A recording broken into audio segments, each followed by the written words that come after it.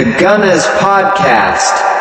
Alright, so what's going on, people? We're back with another banging episode of the Gunners Podcast.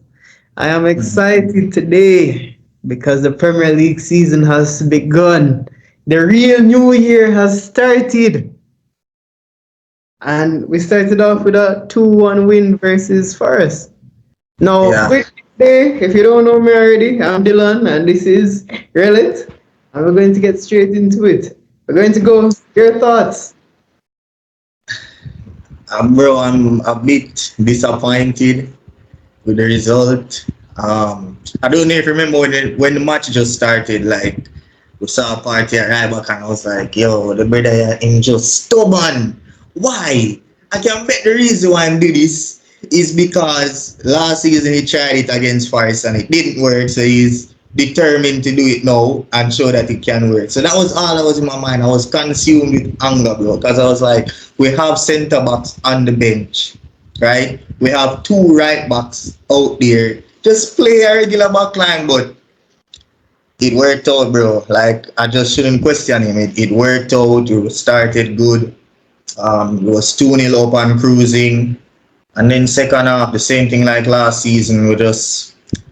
I was watching Arsenal on TV and someone said something about, like, we got cocky. And I agree, because we just thought that it was cruising, it was easy. And yeah, bro, I think Arteta could have made some changes earlier as well.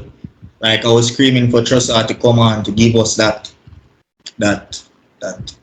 added push, you know. But he put him on when we were under pressure, so it's like it was a waste of change. But all in all, I'd say it was a very good victory.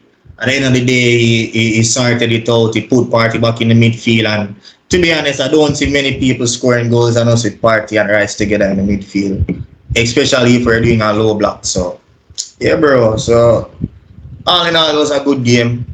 Glad for the 3 points. We'll have Palace next. Let's see what crazy ideas Arteta has for that game. I think for me still, I'm not in any way, shape, or form disappointed with the victory. In our last 7 opening games, we've only won. It was 2-6 opening home the last 6, and now it's 3-7. So I have no qualms. I just wanted the 3 points. I said in the group multiple times, let Mikel cook. Let the man cook. Like, he has so many options on the bench right now. How is he going to figure it out? Like, and my thing is, like, to, like, big up Terry still. Good youth, but man just have some foo-foo claim sometime. But when he was like, yo, you know what works already? So when Champions League come, right? Or Champions League forward, what exactly are we going to do? Another injury happens. Like, the man is becoming so fluid, right? And it wasn't like he became fluid at the expense of the game. The reason we never finish off that game is not Mikel. You cannot blame Mikel for us not finishing off the game. It had to be down to the fault of the players. And it's not a matter of the players, because at the end of the day, we've got the 3 points.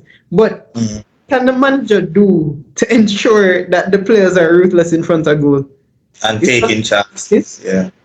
So for me, in terms of manager's performance, which I think people always are getting on his back, I just want to see the man cook. After the game, when he spoke about Eddie and said Eddie left it all on the training field, on the training ground. And I saw a picture today of Eddie from 2018 compared to Eddie in 2023. The man is humongous. Like, if I get that gym changed, like, it'll all be worth it. But I think in my head, I'm just like, it's the first game of the season.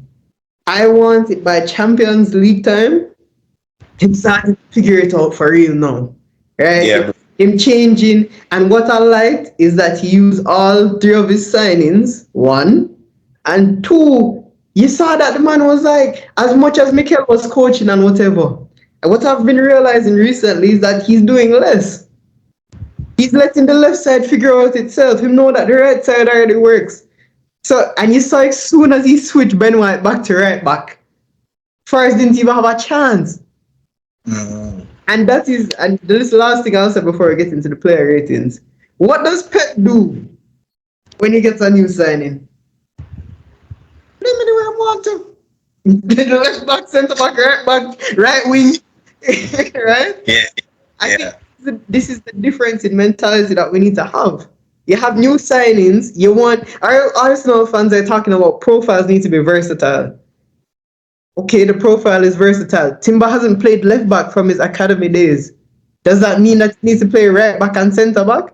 If Mikel drop him into the DM tomorrow and centre midfield next week, and we know this is the point that I'm trying to make now. When Pep is down one, you think the foolishness about Stones in midfield go continue? You go back and right back until you score. When it was in Yeah. the experiment phase, if you get what I mean. So I think those are my main takeaways, like overall from the game. Mm. The jump with ratings now. Yeah, before going to ratings though, I'm a bit worried about Timber, bro, because like, you heard any news on that? The injury, I don't know if it was his knee. Jano, bro. Not looking good, bro. It looked like the Tyrone Mings one too. It don't look as It's bad. as bad as the means one, It but don't look as bad, but it look.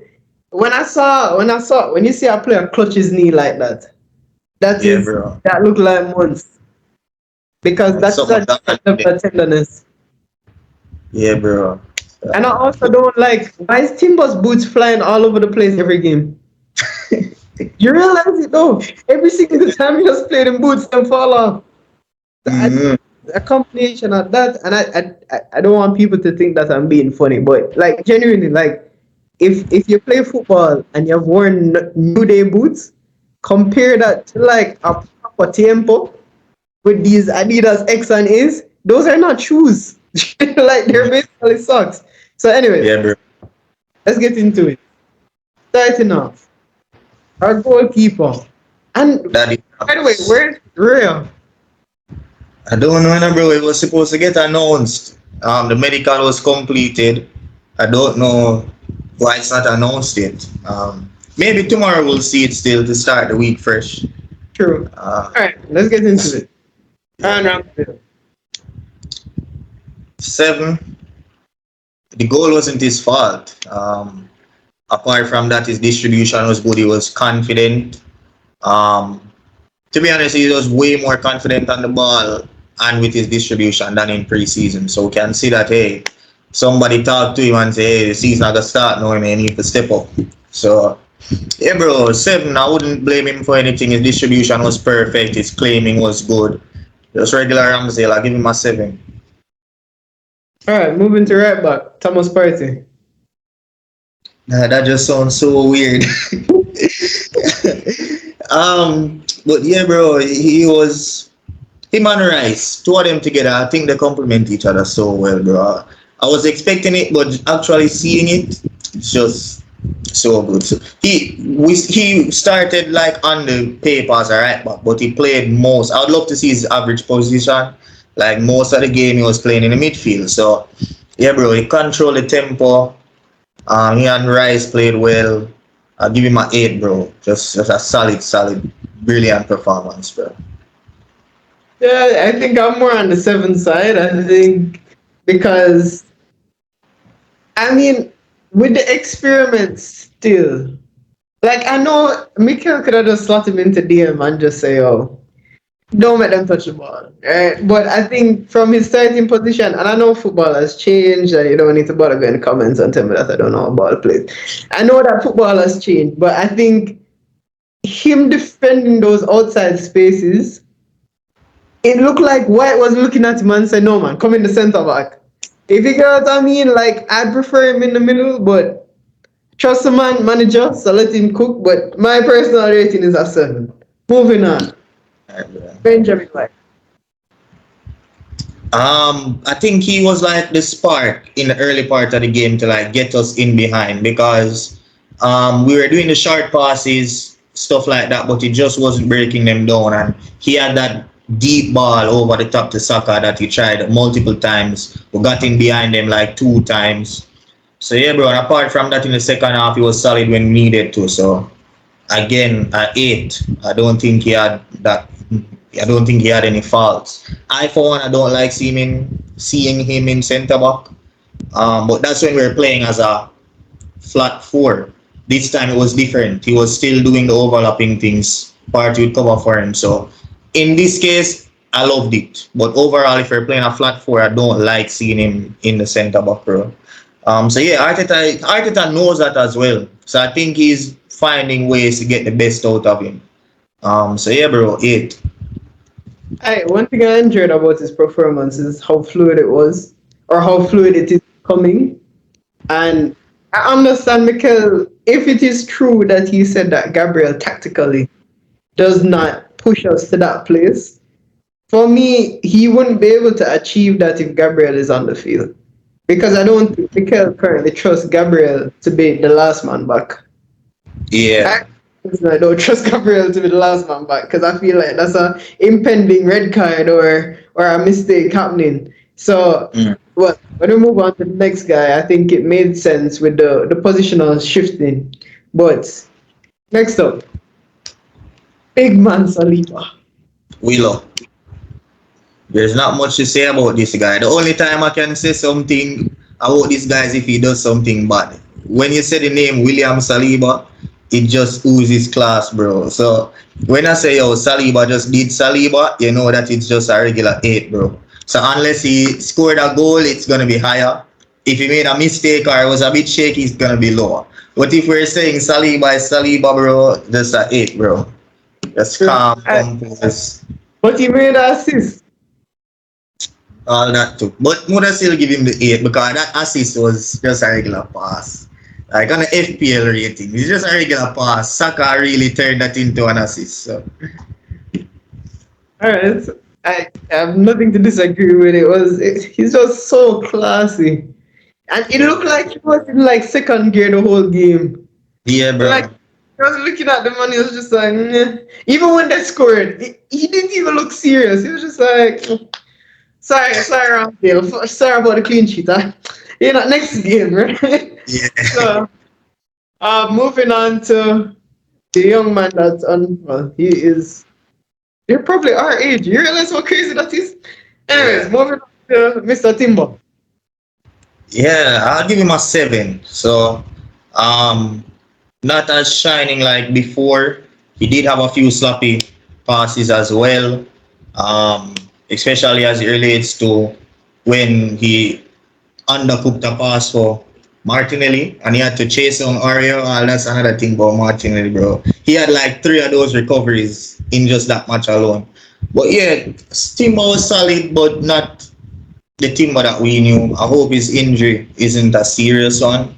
We'll have to wait and see on that. So just a 7. Yeah, I enjoyed his performance, but that's another one that is just adjusting. Can't blame him. Just like he's adjusting to that left back, pushing inside, getting that relationship. Him, Havertz, Rice, they're all adjusting to that little triangle. So, as I said, it's not time to worry about anything. Just worry about his injury and his fitness. Yep. Moving on. All right, let's look at Declan first. Deckers? Yeah. Yeah, bro, just solid. Again, don't think he put a foot wrong. He's getting that Arsenal DNA in him as well, the one touch. So like when we're playing out from the back, I wouldn't even call it playing out. You know, like when we're in a little corner and we just do a little one touch, and just get out of it and then you just pass it off and the ball just spread and the whole crowd just start clap. Yeah, bro, he was a part of that a lot. So he's getting the Arsenal DNA in him. Monster in the midfield, compose. He was getting forward as well. Just an 8 for me. I agree. I think we're seeing it. You remember what I said? The man is like a tank, a warrior. He's the man. Even when I don't remember who fouled him. A bad foul, and the man it's like he went and he was like, oh, I don't hear the whistle. And then to go again, and he got up and he started running. I was just like, brother, like if that was party, he'd be rolling, screaming, crying, and hoping, right? So I think no, do that party, bro. Because I remember when party was wait. Remember when party was driving, bro. I think I don't remember and a man not try foul him. And the man just ease him off. The man just off the idiot. Yeah. Man just ease off the idiot. The man drop a gun and roll me up there. Say, yo, the way you mad stand up. So no move like you want this party, bro. Yeah, that way I think that. So I'm saying when Party gets a bad tackle, right? Mm. Party is clutching, right? I'm not talking about when they're contesting a one-on-one, you know. That different, because I think Declan and Party are practical on the same levels there, right? Mm. But I'm saying with a bad foul, it's like Rice is just, I don't know if he does some kind of exercises for him ankle them or him need them make out an iron or something, but the man just look unbothered. But anyways, moving on. All right, let's start other guy. Odegaard. Yeah, he was silky, especially in that first half. Just regular Odegaard things. Playing some wicked through ball. I just don't see another player in real football that plays like this guy, bro. Like he can be surrounded by three different men, and his body positioning is just different, bro. Like he just doesn't lose the ball.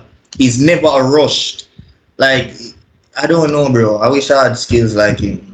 I'll give him a 7. Um, Solid game from him. Just some small things that a lot of people, it's just so oozing to the eye, bro. I just don't know how to explain it, but quality ball. I'll give him a 7.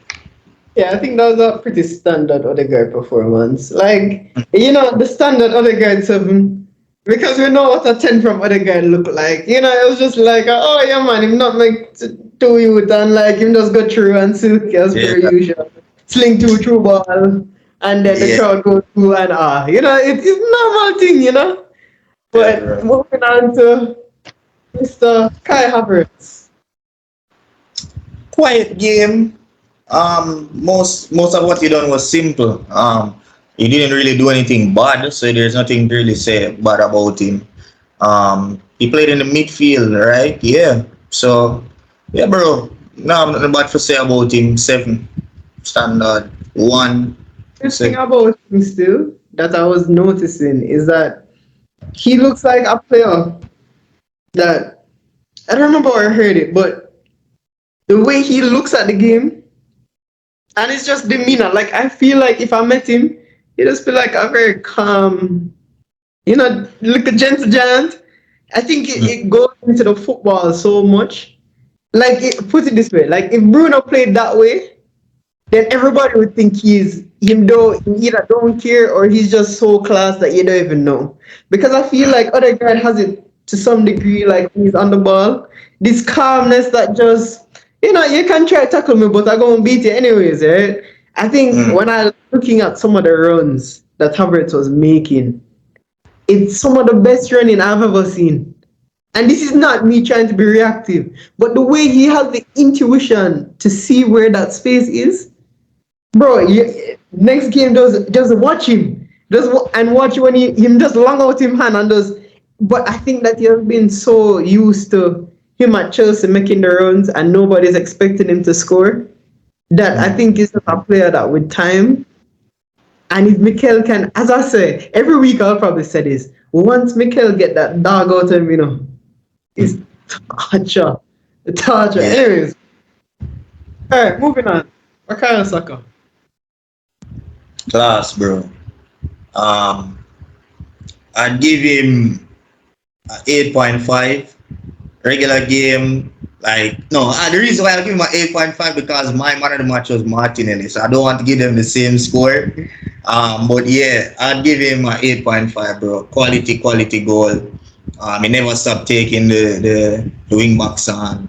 Yeah, just a quality game from soccer. So yeah, bro, 8.5 for me. I think it's 8 because the way I think that Community Shield, right? That was like a 6 or a 7 performance from Saka. I'm not saying that I'm expecting him to bend a worldly like that every week, you know. And I want to enjoy the man's performances. But I feel like other than that beautiful goal, I really don't know. Still, like yeah, Bro, he did it behind, but that's normal for him. Yeah, bro. He made some good runs. He took on players. He beat players. Yeah, but Standards were good. if you get what I mean, like I don't Nah, know what Saka done that. So, anyways, we can agree to disagree. Moving on to our favorite, Edward Nketiah. it, bro. Took his goal well. Regular striker things. Nothing too serious. Yeah, bro. I'd give him a 8. Yeah, Good guy to have around the team, to be honest. Training, never complaining. Like, what he did to Arteta wasn't complaining to me. He was just trying to get justification. What I mean by never complaining is he tried to get the justification. Arteta spoke to him and he went back on the pitch and showed why he deserved to play. So, yeah, bro, you can't really hate a man for that. So, I'll give him a 8, bro. Yeah, I think more than ever, I'm like sell Balaga. Tell him. The reason if anybody in life for me, right? If you're trying and you really channel yourself and you work hard and you go to the manager, it's not disrespect. The man say, "Yo, I'm train hard. Why I don't play? Jesus is out. There's no real good reason for you not to play me." The man work hard in training. You heard what Mikel said because Mikel chooses his word very carefully. A whole week, right? Eddie was in training, grinding it out. Brother, I can't Man, hit on him. they're not playing. Can't blame him. He had no reason to not play him.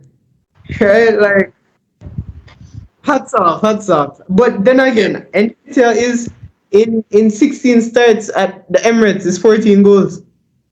Mm-hmm. So, but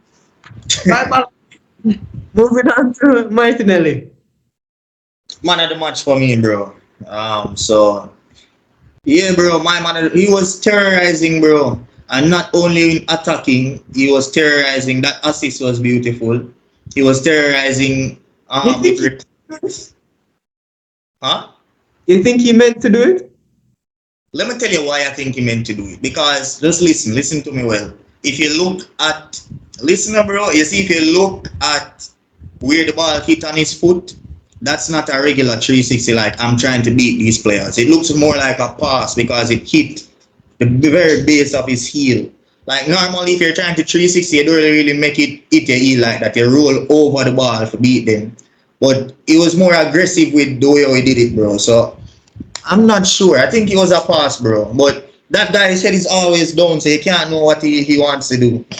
I think just because of how hard he hit it, like trying to go through the three of them, I think he was trying to pass it. But yeah, bro, apart from the assist, he was always beating them down the line. Aria was on to us. He had a lot of recoveries in the game as well that, bro, I think he was the best player on the pitch on that day, to be honest. So I'll give him a 9. Okay. I won't disagree. I don't have anything to disagree with. And Eddie had to do work with the past still. That's all I have to say. But moving right along to the subs. Tomiyasu.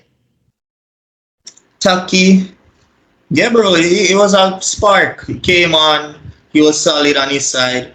And also, even when we were attacking, when the game was 2-1 down, he was driving, he managed to create a little chance for Martinelli. So, yeah, bro, just a solid guy. He barely ever disappoints, other than that one match versus City. But apart from that, he's always solid. So, I'll give him a 7. Yeah, bro. I feel like he got some 6. Nah, bro, I wouldn't give him a 6. He came on early. Bro, the goal wasn't his fault. He was It's not, solid. but I'm just saying, he never did anything to make me feel like, it's a standard Tomiyasu performance. Yeah, but a 7 is good. When we win a match, the average is 7 for me. Unless you perform under how the team. So say for example, we win a match, the average is 7. But if someone performed below what the team was playing, like someone was just always giving out the ball, then we can give them lower.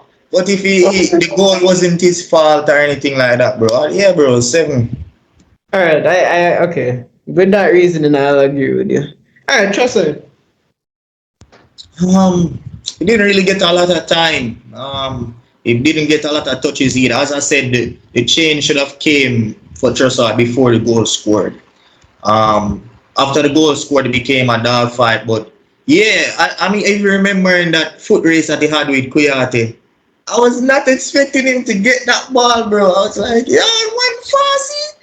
Yeah, I'll give him a 6.5. It was okay. Gabriel. Standard 5. Didn't really have a lot of time. So yeah, standard 5. Just calm it down. The holding rule. Alright. Well, those are our player ratings and match review for today. You know, if you like, share, subscribe, tell a friend. And until next time, my friends. Later. Bye. Peace. The Gunners Podcast.